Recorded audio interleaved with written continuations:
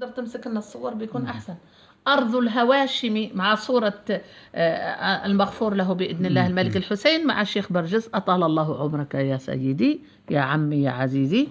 أرض الهواشم الأردن أو دائما. طبعا النص الشعري أنا كتبته على لسان عمي الشيخ برجس.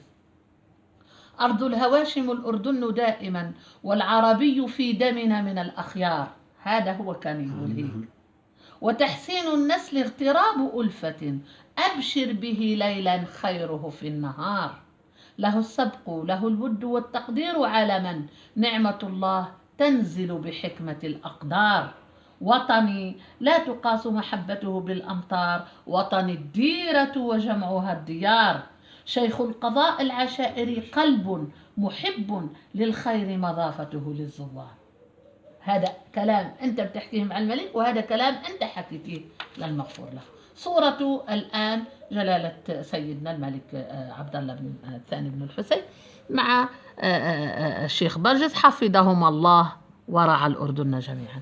هون ماذا قلنا عزيز القوم مصلح صبور الهاشمي مدى التاريخ إعصار. له السبق له الود والتقدير علما نعمة الله تنزل بحكمة الأقدار.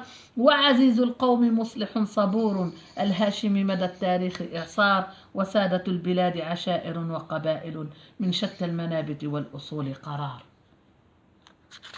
ثم صورة الملك عبد الله الثاني ابن الحسين والمهندس نضال حافظهم الله وحافظ الأردن جميعا. ألا مجدا يدوم لعبد الله ملكا. يعني معالي نضال قاعد يحكي في الصورة. ألا مجدا يدوم لعبد الله ملكا خطب في العالم حكمة الأصفار. ألا عهدا يثمر بولي العهد الحسين بحر من تلك البحار. ثم يأتي الملك بده يرد في النص.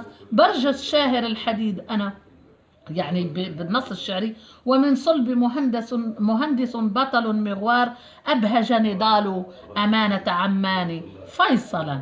يعني عادلا أبهج نضال أمانة عمان فيصلا والفيصلي دولته الرئاسة أسرار.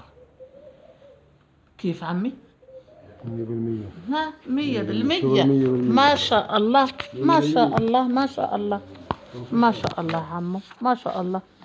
هيبتسم عمي ابتسم الله يشافيك ويعافيك.